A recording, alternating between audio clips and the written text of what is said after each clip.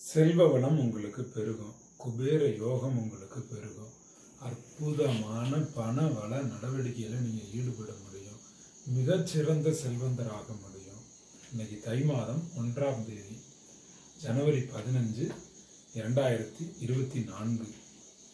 அடுத்த பொங்கல் தை மாதம் 1ஆம் தேதி வரைக்கும் நான் தினசரி ஒரு வீடியோ மூலமாக உங்களுக்கு கருத்துக்கள் சொல்ல போகிறேன். சைக்காலஜி ரீதியாகவும் ஆன்மீக ரீதியாகவும் 2 கருத்துக்கள் வெளியாகும். தினசரி நீங்கள் குபேர ஈர்ப்பு வசியம் பெறுவது உறுதி. இதுக்கு செய்ய வேண்டிய வேலைகள் சைக்காலஜி ரீதியாக என்னங்கிறத நான் இப்போ சொல்கிறேன். ஒரு 6 விஷயம் சொல்கிறேன், கவனமாக கேளுங்க. முதல் விஷயம், மணி மைண்ட் நமக்கு வேணும். ஸ்டெப் 1 மணி மைண்ட். மைண்ட்ஃபுல்னஸ்ன்னு சொல்லுவோம். பணக்காரர் ஆவதாக, பணக்காரர் ஆவது போல, பணக்காரர் ஆனது போல, பணக்காரர் ஆனால் எப்படி இருக்கும் என்கிற சிந்தனை, கடன் இல்லாத வாழ்க்கை, செல்வ வள வாழ்க்கை, ஊர் உலகத்துக்கெல்லாம் அள்ளி கொடுக்கக்கூடிய அற்புதமான வாழ்க்கை நாம வாழ்ந்தா எப்படி இருக்கும் என்கிறத ஒரு அகக்காட்சி பதிவாக நீங்கள் உருவாக்கி அந்த சிந்தனையிலே எந்த வினாடியும் நீங்கள் இருக்க வேண்டும். அதுதான் முதல் ஸ்டெப்.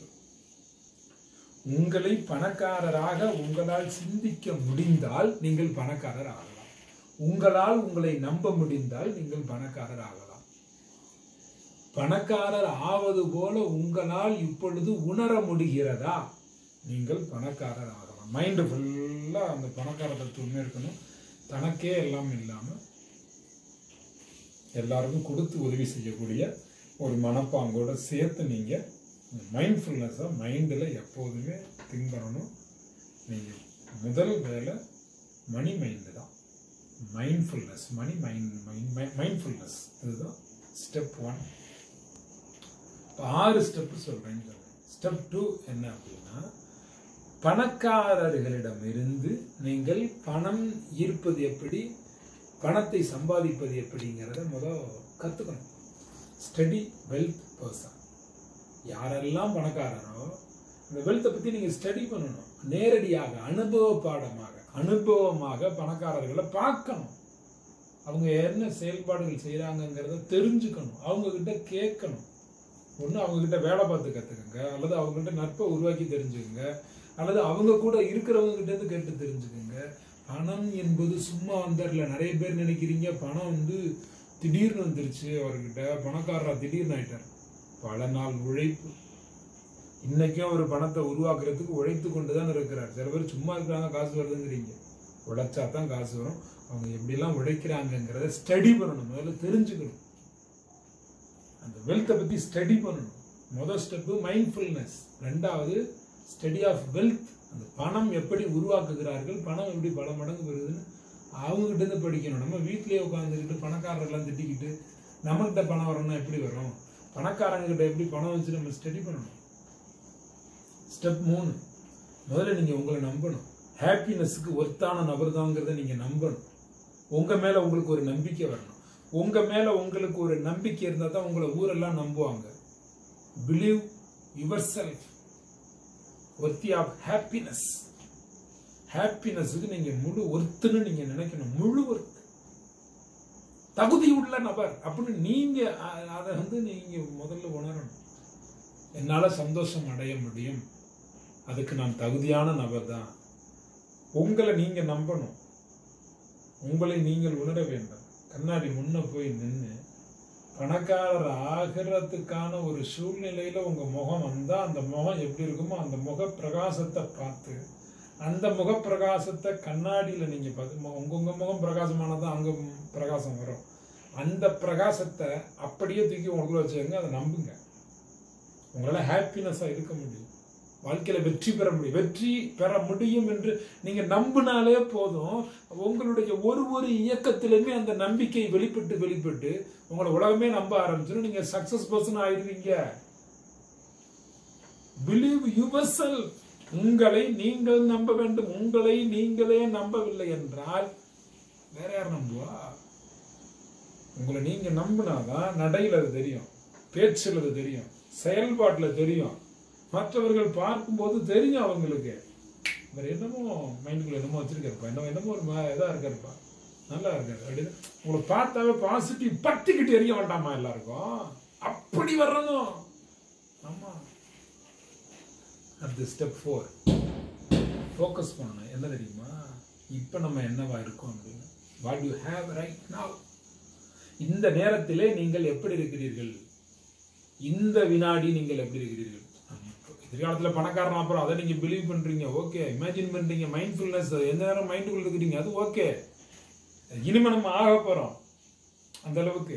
பணக்காரர்கிட்ட நம்ம பாடம் படிச்சுக்கிறோம், அதெல்லாம் ஓகே. அதெல்லாம் அப்படி அப்படி ஒரு வீரம் வரும், அதெல்லாம் ஓகே. இப்ப நம்ம என்னவா இருக்கோம்? எங்கிருந்து நம்ம ஸ்டார்ட் பண்றோம்? அதை கனவு உலகத்திலே வாழ்ந்துருவோம். இல்லைன்னா பணக்காரரா அப்புறம் அதுலயே கனவு உலகத்திலே இருந்து ஒரு கனவுலயே பணக்காரரா இருந்து சேர்த்து போயிருவோம். அப்படி இல்லை. இன்னைக்கு என்ன ஸ்டேஜ்ல நம்ம இருக்கோம் அதை ஃபோக்கஸ் பண்ணணும். அப்போ நம்ம வந்து டுடே லைஃப், இன்றைக்கு நமக்கு என்ன திறமை, என்ன லைஃப், நமக்கு என்ன தெரியும், நம்ம நாலேஜ் என்ன, நம்மளோட கம்யூனிகேஷன் நட்பு வட்டம் என்ன, நம்ம யாரை சார்ந்து இருக்கிறோம், வேலை பார்க்குறோமா, தொழில் பண்றோமா, தொழிலுக்கான ஐடியா இருக்கா இல்லையா, அந்த ஐடியா இருந்தா ஐடியாவுக்கான வளங்கள் இருக்கிறதா, முதலீடு இருக்கிறதா, மனிதர்கள் நமக்கு உதவிக்கு ஆட்கள் இருக்கிறார்களா, அதுக்கான மார்க்கெட் தயாராக இருக்குதா, ப்ரொடக்ஷன் பண்றதுக்கு நமக்கு யூனிட் வைக்க முடியுமா, நம்ம அதுக்கு முறையான அரசுக்கான அங்கீகாரங்கள் நம்ம பெற முடியுமா, அதை வாங்கி தருவதற்கான ஆட்கள் நமக்கு இருக்காங்களா, நமக்கு இன்னைக்கு நம்மளோட நிலைமை என்ன, அதை ஃபோக்கஸ் பண்ணணும். Focus on what you have right now. இந்த வினாடியில் நீங்கள் எப்படி இருக்கிறீர்கள், என்ன இதையெல்லாம் பெற்றிருக்கிறீர்கள் என்பதை ஃபோக்கஸ் பண்ணணும். அப்பதான் கோடீஸ்வரன் ஆகலாம், பணக்காரர் ஆக முடியும், செல்வம் ஆக முடியும். நான் உங்களுக்கு அறிவியல் ரீதியாகவும் சொல்லித்தரேன், ஆன்மீக ரீதியாகவும் சொல்லித்தரேன், எல்லாமே ஃபாலோ பண்ணுங்க. அடுத்து வந்து 5வது ஸ்டெப், பணத்துக்கு மதிப்பு கொடுங்க. Power of money. Respect the power of money. பணத்துக்கு மரியாதை கொடுங்க, பணத்துக்கு மதிப்பு கொடுங்க.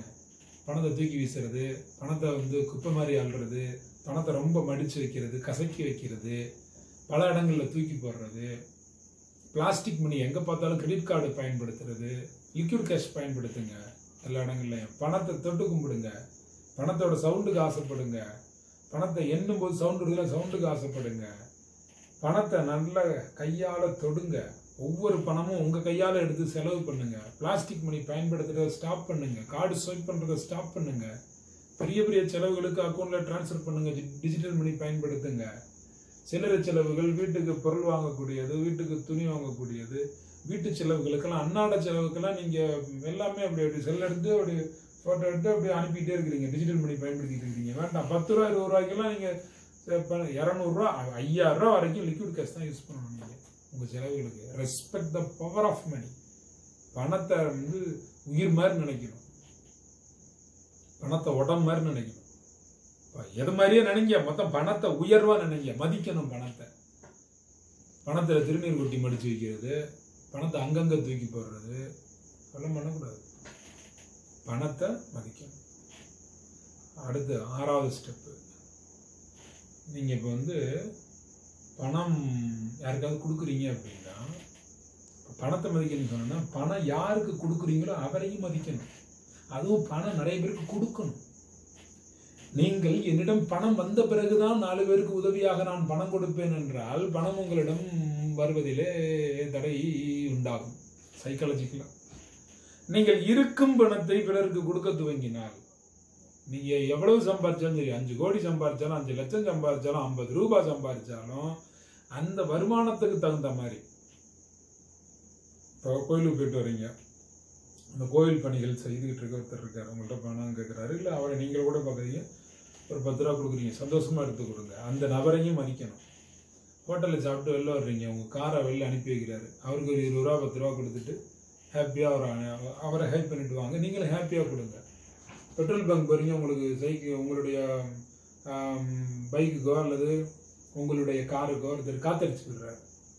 இப்போ சைக்கிள் கடைக்கு போறீங்க, எல்லாமே வந்து உங்களுக்கு சரியா சர்வீஸ் பண்ணி கொடுக்குறாங்க. நிறைய கிராமங்களில் இன்னைக்கு சைக்கிள் கடை இருக்கு, சர்வீஸ் பண்ணி கொடுக்குறாங்க. ஒரு இடத்துக்கு போறீங்க, பெட்ரோல் பங்க்லேயே ஒருத்தர் பெட்ரோல் உங்களுக்கு போடுறாரு, இல்லை அவருக்கே நீங்க 10 ரூபா 5 ரூபா 20 ரூபா கொடுத்துட்டு வரலாம்.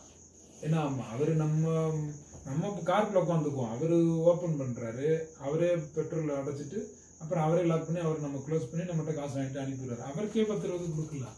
இந்த மாதிரி பணம் பெறுவதற்கான மனிதர்களை மதியுங்கள், பணத்தை கொடுங்கள். இது 6வது ஸ்டெப். பணத்தை நிறைய கொடுங்க, பரிசுகளாக கொடுங்க, நன்கொடைகளாக கொடுங்க, இருக்கிறத கொடுங்க. யாரு பெறுகிறாரோ பெறுகிற நபரை மதிங்க. வீட்டு வாடகை கொடுக்குறீங்களா, பணம் பெறுகிறாருல அவரை மதிக்கணும். மாசம் மாசம் காசு போகுது, இவர் வாங்கிட்டு போறாரு அப்படின்னு அவரை தப்பா நினைக்கிறது தப்பா. அப்படி செய்யக்கூடாது. அவரை அப்படி நினைக்க கூடாது, குவாலிட்டியா நினைக்கணும். பணம் எவர் உங்களிடம் பெறுகிறாரோ அந்த மனிதரை சரியாக நினைங்கள், பணம் நிறைய பேருக்கு கொடுங்கள். இதை நீங்க பண்ணீங்கன்னா பணத்துக்கு பிடிச்சு போகும். பணத்துக்கு பிடிச்சு போகும். உங்களுக்கு பணத்துக்கு பிடிச்சு போச்சுன்னா உங்களுக்கு நிறைய பணம் பெருக ஆரம்பிச்சிடும். டெய்லி ஒரு வீடியோ உங்களுக்கு வெளியாகும். இன்னைக்கு தை 1 ஜனவரி மாதம் 15 2024. டெய்லி ஒரு வீடியோ வெளியாகும். எல்லாம் பாருங்க. ஒவ்வொரு வீடியோலையும் சொல்ல சொல்ல நீங்க மாறுங்க, திருந்துங்க, அந்த நடைமுறைகளை கொண்டுட்டு வாங்க. திரும்ப திரும்ப வீடியோ பார்த்து புரிஞ்சுக்கோங்க. நிறைய பயிற்சிகள், நிறைய விஷயங்கள் குபேரயோகம் பத்தி சொல்லி தரப்போறேன். நன்மை நடக்க போகுது உங்களுக்கு. ஒரே ஒரு பொருள் நான் இப்போ உங்களுக்கு சொல்றேன், அதை நீங்க வீட்டில் வச்சீங்கன்னா, இப்போ ஆன்மீக ரீதியாக ஒன்று சொல்றேன் பாருங்க. உங்க வீட்டில் வச்சீங்கன்னா அந்த பொருள் வீட்டில் வச்சா போதும். இப்போ தரித்திரம்னு சொல்றோம்ல, நீங்கிடும். தரித்திரம் நீங்கி வீட்டில் செல்வ வளம் பெருகும். ஒன்னே ஒன்று நான் சொல்றது, மிகச்சிறப்பா வீட்டில் நீங்க வச்சா போதும், சக்தி பெருகும், அற்புதமா பெருகும், ஆக சிறப்பா பெருகும். இப்போ செல்வ வளம் பெருகணும் அப்படின்னா வழிபாடுகள் செய்யணும். நேர்மறை ஆற்றல் வீடு முழுக்க பரவும். குடும்பத்தில் சந்தோஷம் நிலைக்கும். பொருளை ஈர்க்க முடியும். அதுக்கு ஒரு பொருளை வீட்டில் வைக்கணும். கெட்ட சக்தியில விரட்டி அடிக்கக்கூடிய ஒரு பொருள்.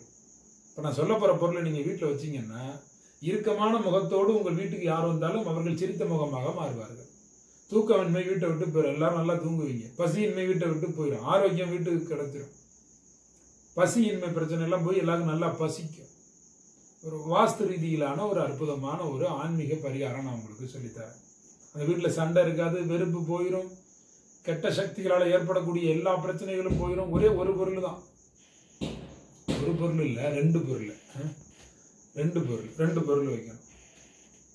வீட்டில் கூட வாஸ்து பிரச்சனை இருக்கலாம். அந்த வாஸ்து பிரச்சனைனால உங்களுக்கு துன்பங்கள் உண்டாகலாம். அந்த வாஸ்து பிரச்சனை குறைபாடு கூட அதில் சரியாகிறதுக்கான வாய்ப்பு இருக்கு. கெட்ட நாம இருக்கா, சரியா போயிடும். கெட்ட சக்திகள் இருக்கா, எல்லாமே வீட்டை விட்டு ஓடி போயிடும் இந்த பொருளை வச்சீங்கன்னா. எளிமையான பரிகாரம். சரி, அது என்ன பரிகாரம்னு சொல்லிடுறேன் முதல்ல. ஆனா நீங்க முதல்ல பொருளுங்கிறீங்களா, என்னங்க பொருள் சொல்லணும் இல்ல. எலுமிச்சம்பழம், கொஞ்சம் அருகம்பில்லு, இது 2ஐயும் எடுத்து ஒரு கிண்ணத்துல ஒரு ஜாடியில வச்சுக்கணும். படுக்கறையில வச்சுக்கலாம், பூஜை அறையில, நீ படுத்துங்கிற இடத்துல வச்சுக்கலாம், பூஜை அறையில ஒன்று வச்சுக்கலாம். ஒரு கொஞ்சம் அருகம்பில்லு, ஒரு கைப்பிடி அருகம்பில்லு, ஒரு எலுமிச்சம்பழம், ஒரு கண்ணாடி, ஒரு கப் மாதிரி ஒன்று வச்சுக்கோங்க. ஒரு கிண்ணம் மாதிரி ஒன்று வச்சுக்கோங்க. ஹாலில் ஒன்று வச்சுக்கோங்க, கிச்சனில் ஒன்று வச்சுக்கோங்க. அதே மாதிரி ஒரு செட்டு, பூஜை அறைக்கு ஒரு செட்டு, தூங்குற இடத்துல ஒரு செட்டு, இதே மாதிரி எல்லா இடத்துக்கும் ஒரு செட்டு வச்சிருங்க. எல்லா இடத்துலையும் தூக்கமின்றி தவிப்பவர்கள் நன்றாக உறங்குவார்கள். வச்சு பாருங்க, அப்புறம் தெரியும் உங்களுக்கு. வச்சு பாருங்க. அருகம்பில்லு, எலுமிச்சம்பழம், இது 2ஐயும் வச்சு பாருங்க. சேர்த்து வைங்க. ஆன்மீகத்தை பொறுத்த வரைக்கும் எலுமிச்சம்பழத்துக்கு மிகச்சிறந்த சக்தி உண்டு. இப்போ நான் டயட்ல, குணமாக்கும் கலையில அதெல்லாம் சொல்லி தரும் பொழுது அது டீடாக்ஸுக்கு பயன்படுத்தும். நம்ம உடம்புல இருக்கக்கூடிய டாக்ஸின் எல்லாம் ரிமூவ் பண்ணிடும். உடம்புல இருக்கக்கூடிய கழிவுகள் எல்லாம் நீக்கிடும். அது உணவுக்கு. தாந்திரிகத்துல, மந்திரம் மாந்திரிகத்துல அது வேற, ஜோதிடத்துல எலுமிச்சம்பழம் வேற. இங்க உங்களை பொறுத்த வரைக்கும் வீட்டுக்கு நீங்க பயன்படுத்துறது கெட்ட சக்திகளை அதை இழுத்துக்கும். எலுமிச்சம்பழம் நேர்மறை ஆற்றலை பெருக செய்யும். இது எலுமிச்சம்பழத்தினுடைய பண்பு. அருகம்புல்லுக்கு நவக்கிரகங்களினுடைய ஆற்றலை ஒன்றாக ஈர்க்கக்கூடிய தன்மை அதுக்கு இருக்கு. நம்ம வீட்டில் அருகம்புல்ல வச்சா நேர்மறை ஆற்றல் பெருகிக்கிட்டே இருக்கும். அருகம்புல்லும் எலுமிச்சம்பழத்தையும் அடிக்கடி மாத்தணுமா? இல்லை. அது அந்த எலுமிச்சம்பழமும் அப்படியே பச்சையாவே இருந்து அப்படியே காஞ்சு போயிடும் ஒரு நாள். மஞ்சள்ல எல்லோ கலர்ல இருக்கும், அப்படியே காஞ்சு போயிடும் ஒரு நாள். அதே போல அருகம்புல்லும் காஞ்சு போயிடும். நல்லா காஞ்சு போகும்ல, காஞ்சு போற வரைக்கும் அது இருக்கட்டும், மாற்ற வேண்டாம். அடுத்து மாத்திக்கலாம். காஞ்சு போன பிறகு யாரும் கால்படாத இடத்துல எடுத்து போட்டுருங்க. இப்போ மண்ணில் போட்டீங்கன்னா தானா மக்கிறோம், அவ்வளவுதானே. அருகம்புல்லு வாடின பிறகு உங்களுக்கு நீங்க மண்ணில் போட சில பிறகு தோணலைன்னா அதை பொடி பண்ணி வச்சுக்கிட்டு நீங்க தண்ணியில கலந்து கொதிக்க வச்சுட்டு குடிக்கிறனா குடிங்க. அது உங்க இஷ்டம். மருத்துவ ரீதியா அருகம்புல்லு அப்படிங்கிறது உடம்ப குளிர்ச்சியா வச்சுக்கும். டெய்லி ஒரு ஸ்பூன் அருகம்புல்லு பொடி சாப்பிட்டே வந்தோம் அப்படின்னா பல நோய்கள் போயிடும் அப்படின்னு மருத்துவ ரீதியா நிறைய அறிஞர்கள் சொல்லுவாங்க. ரத்தம் சுத்திகரிக்கப்படும், சருமத்தில் இருக்கக்கூடிய வியாதிகள் எல்லாம் குணமாகி போகும், நோய் எதிர்ப்பு சக்திகள் பெருகி போகும், உடம்புல இருக்கக்கூடிய நச்சுக்களை வெளியேற்றக்கூடிய ஒரு பண்பு அருகம்புல்லுக்கு இருக்கு. ஆன்மீக ரீதியா பார்க்கும்போது அருகம்புல் அப்படிங்கிறது விநாயகருடைய அம்சம். நவக்கிரக தோஷங்கள் இருக்கக்கூடியவர்கள் அருகம்புல்லை பயன்படுத்தும் போது எல்லா பாதிப்புகளும் நீங்கி சுபிட்சம் பெற முடியும், அற்புதங்கள் பெற முடியும். அருகம்புல்லை வைங்க, தேடுங்க, அருகம்புல்லை தேடுங்க, சும்மா தேடுங்க, வாங்கி கொண்டு வந்து வைங்க வீட்டுல. தினசரி வீடியோக்கள் வெளியாக போகுது, டெய்லி ஒரு வீடியோ. ஒவ்வொரு வீடியோலையும் சைக்காலஜிக்கலா ஒரு டிப்ஸ் உங்களுக்கு சொல்லுவேன், ஆன்மீக ரீதியா ஒரு டிப்ஸ் உங்களுக்கு சொல்லுவேன்.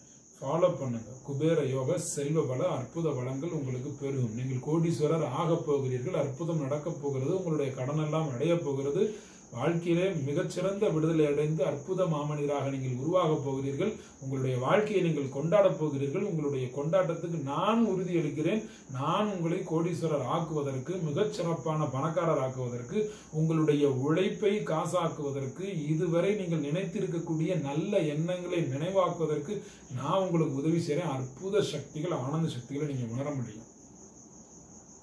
ரொம்ப மிகச்சிறப்பா நீங்க வர முடியும்.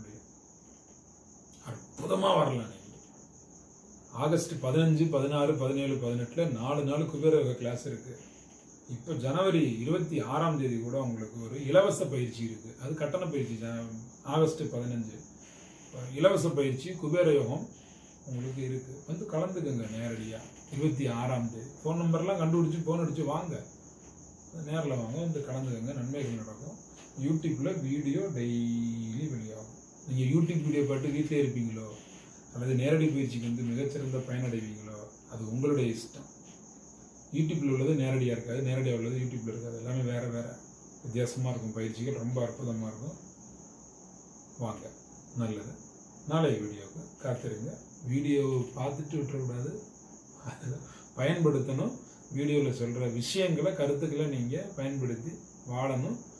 அதுக்கப்புறம் உங்களுடைய வாழ்க்கை உங்களுக்கும் பிறருக்கும் பயன்படுவது போல மாறிவிடும். சிறந்த குபேர யோகம் பெறலாம்.